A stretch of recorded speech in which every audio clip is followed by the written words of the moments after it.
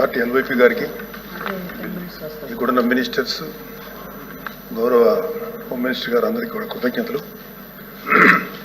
అధ్యక్ష, delayed justice ఇవాళ మనకున్న డేటా ప్రకారం భారతదేశంలో 3,30,00,000 కేసులు ఇంకా పెండింగ్లో ఉన్నాయి. ఆంధ్రప్రదేశ్లోనే 1,00,000కు పైగా కేసులు పెండింగ్లో ఉన్నాయి.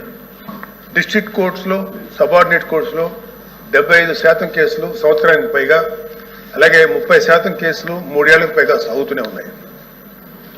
దీన్ని కేవలం మీరు డేటా కింద మనం చూడలేము అధ్యక్ష.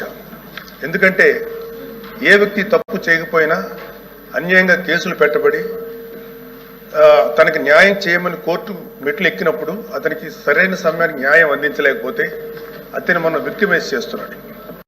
అందుకే దీని మీద మనం దృష్టి పెట్టాల్సిన అవసరం ఉంది. గుంటూరు జిల్లాలో ఎగ్జాంపుల్ అధ్యక్ష, గుంటూరు జిల్లాలో రోజు కూలీ చేసుకునే ఒక సామాన్యుడు ఒక దొంగతనం కేసులో అరెస్ట్ అయితే తనకి లాయర్ని పెట్టుకునే స్తోమత లేక ఆ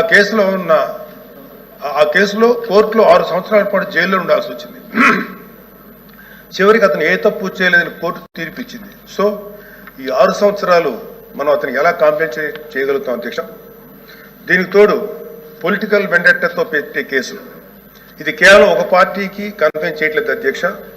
రాజకీయ కక్షతో మన జ్యుడిషియల్ సిస్టమ్ని అధికారంలో ఉన్న కొంతమంది వాళ్ళ కన్వీనియన్స్ కోసం వాడుకుంటే లాని వెపనైజ్ చేస్తే చాలామంది నిర్దోషులకి వాళ్ళ కెరీర్లో ఒక బ్లాక్ మార్క్గా మిగిలిపోతుంది.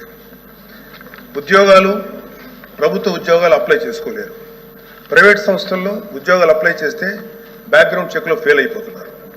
పాస్పోర్ట్ సీజ్ చేసినప్పుడు పాస్పోర్ట్లు కనుక సీజ్ చేసే పరిస్థితుల్లో అక్కడ కూడా వాళ్ళని హోల్డ్లో పెట్టేస్తారు. అలాగే సీజ్ అయిన పాస్పోర్ట్ ల్యాప్స్ అయ్యి విదేశాల్లోకి వెళ్లాల్సిన వాళ్ళు కానీ, వాళ్ళ తల్లిదండ్రులని, వాళ్ళ పెద్దవాళ్ళని కొన్ని ట్రీట్మెంట్స్ కోసం విదేశాలు తీసుకెళ్లవలసిన వాళ్ళు కానీ వాళ్ళ పాస్పోర్ట్ సీజ్ చేయడం వల్ల చాలా ఇబ్బందులు పడుతున్నారు అధ్యక్ష. వీళ్ళకి జరిగే నష్టాన్ని మనం కాంపెన్సేట్ చేయలేం. Just because they are political involved, we cannot make them scape goats.